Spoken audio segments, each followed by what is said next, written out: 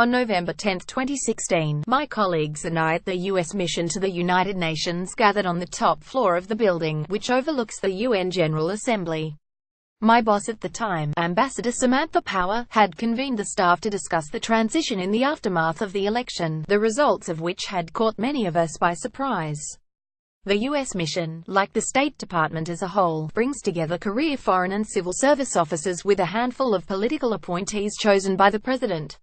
Out of a staff of roughly 150 people, I was one of a few dozen political appointees.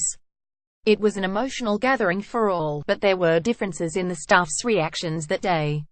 The political appointees spoke mostly about the deep divisions exposed by the election, and expressed concern that many of the issues we'd worked hardest on during our time in government, such as rallying a global response to the refugee crisis and marshalling support for a landmark agreement on climate change, would be undone by a president-elect who had campaigned against those efforts. Story continued below. The career officers, in contrast, tended to focus on a point of continuity. They talked about how, whether serving in a Republican or Democratic administration, their responsibility was to offer the best advice they could on how to advance America's interests in the world.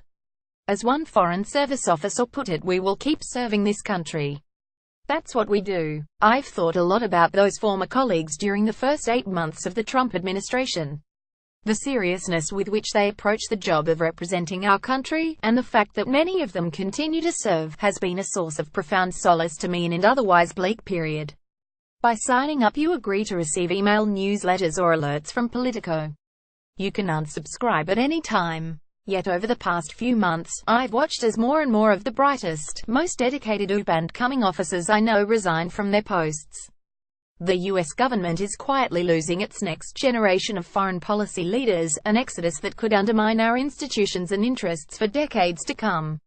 I saw firsthand the incomparable expertise these individuals bring to our government. Like the sanctions expert who, each time North Korea carried out an illicit nuclear or ballistic missile test, could walk us through previous negotiations of UN sanctions, where China had resisted tightening the screws, and where Beijing might be pushed to apply more pressure, because heads sat on our side of the table during many of those discussions. Or the former military officer who, when we were scrambling to determine the most efficient way to airlift supplies into West Africa during the Ebola outbreak, knew offhand the logistical capacities of every UN peacekeeping base in the region. Or our Syria expert, a native Arabic speaker who had developed a network of aid workers and civilians on the ground, providing a crucial source of information about the ongoing sieges and chemical weapons attacks. Or the legal advisor who knew the UN Charter by heart and had an encyclopedic knowledge of precedents that could be called upon for drafting Security Council resolutions in a crisis, as when Russia invaded Crimea. These people had also developed strong relationships with their counterparts from other countries, which were critical to building support for our diplomatic efforts. And they brought the unique knowledge that comes from having served across multiple administrations. That doesn't mean we always saw eye to eye. At times, there were serious disagreements between career officers and political appointees. But the tension was constructive, forcing each side to see opportunities and risks they otherwise might have missed, and it played a steadying role in our policy making. All of which is why I've been so alarmed to see a growing number of these individuals reluctantly leaving the U.S. government. To be fair, my sample size is small, limited to the people I had the privilege of working with during my time at the State Department, a few hundred out of many thousands. But within that group, I know far too many people at the beginning or middle of their careers, with many diplomatic tours ahead of them, who have decided they can no longer bear to serve in the current administration. While the State Department does not publish statistics on such resignations, one former official told me that when he was going throughout processing the procedure by which departing staff are read out of their posts, one of the people debriefing him said the rate of career officers leaving government during recent months far surpassed anything the individual had seen in years working at the department. And there are many people who want to leave but have stayed on because they have been unable to find other jobs. One civil service officer told me that when he met with a headhunter, he was told, "It's a bad market for acute acutes like yours. Too many people like you are looking for work." Some have had the surreal experience of discovering during interviews that they are competing against their colleagues for positions at places like the UN, the World Bank and other international institutions. Yet the exodus continues. Among the career officers who spoke most passionately in that November 10 meeting about the importance of staying in government were people for whom the rhetoric of the Trump campaign felt personally searing, like some of my Muslim and African-American colleagues. And yet, on the day after the election, I watched those same individuals walk across the street to the UN to continue representing our country. It was one of the most patriotic acts I've ever seen. But even for individuals who had every intention of staying on, serving in this administration has proved challenging in ways they could never have imagined. None of them have served a president like this before, and that includes the most seasoned hands, who have spent decades in the department.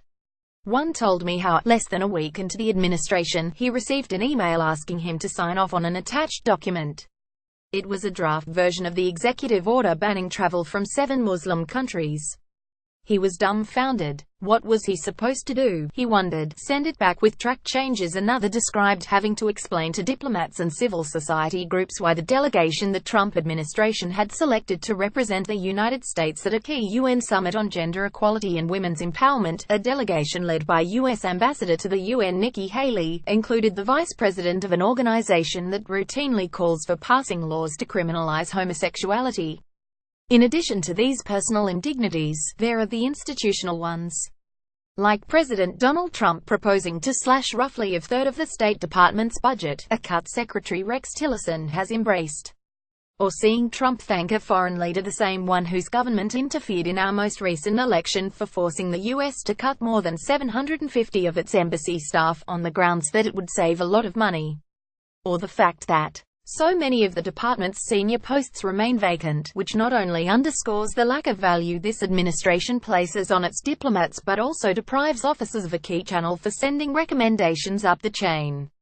According to the Nonpartisan Partnership for Public Service, of 148 senior positions at the State Department, only 28 officials have been confirmed, and in 80 of those positions, the Trump administration has not even put forward a nominee.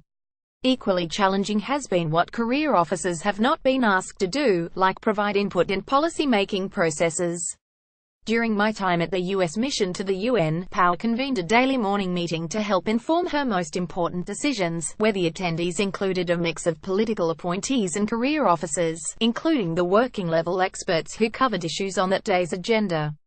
Under Haley, senior staff meetings are mostly limited to political appointees, several people who have left the U.S. mission told me. The same pattern that holds across much of the State Department, when meetings are held at all. Experts on complex issues and regions have repeatedly found themselves left out of policy debates and drafting processes, as when Haley gave a speech in early September at the American Enterprise Institute that panned the Iran nuclear deal. Iran experts in the State Department, including those who had helped craft the agreement and knew its inner workings, were never even given a chance to review the speech, which contained multiple inaccuracies and whose arguments, in the words of the libertarian Cato Institute, carefully skirted around the actual facts. At best, such omissions are the result of hubris, the belief that a newcomer could not possibly have something to learn from people with more experience and expertise. At worst, they reflect a broadly held view under Trump that career officers who worked on Obama administration priorities are inherently untrustworthy, or even tainted, as one former colleague put it. The irony of this view is that it writes off the whole team of capable public servants who could help the Trump administration achieve its goals, and instead projects onto them the administration's own cynical motives. It also reflects a fundamental misunderstanding of why people join the Foreign Service and the civil service in the first place, which is not to advance any president or ideology, but to serve the country by sustaining core values and expertise across administrations. By signing up, you agree to receive email newsletters or alerts from Politico. You can unsubscribe at any time. When career public servants are not given a seat at the table, not only are mistakes made and policies worse off, but opportunities are missed. One of Powell's most effective campaigns focused attention on the cases of 20 political prisoners in some of the world's most repressive countries, including China, Russia and Egypt. 16 of those 20 prisoners were eventually released. The idea for the campaign came from 2 career officers, one of whom recently left the government, reluctantly, after 17 years. Making matters worse, as more people leave, fewer are coming in. In June 2017, the number of Americans who took the Foreign Service exam fell by 26% compared with June 2016, the lowest number in nearly a decade. So not only is the Trump administration losing some of the best diplomats from our current generation, but it is also failing to attract top talent from the next generation. One reason we have heard so little about the departures of these career officers is that most have left as they served quietly, and with a sense of humility. No public resignation letters. No explanation for why they no longer felt they could serve this administration and remain true to their principles. For the people I know who have left, the decision to resign was a fraught one, arrived at after careful consideration, and one that continues to cause them pain. I don't fault them for leaving this way, or for leaving at all. Nor do I judge those who have stayed on the contrary. I am grateful as ever for their service. And I would not presume to advise the career public servants who are currently debating whether or not to stay in an administration that shows so little respect for their contribution and for the values that motivate them. But it would be a mistake not to recognize their mounting departures for the serious problem it is. What makes our nation's institutions strong is not just the core principles that have evolved over the course of our history, but the individuals who put those principles into practice, no matter who the president is. Our institutions will be effective in advancing our interests only if they can continue to attract and retain the public servants who represent what is best in us and in our country. That more and more of those individuals do not see a place for themselves in the Trump administration should concern us all. Nick Steinberg is senior advisor to the president of Columbia University. He previously served as counselor and speechwriter to Ambassador Samantha Power.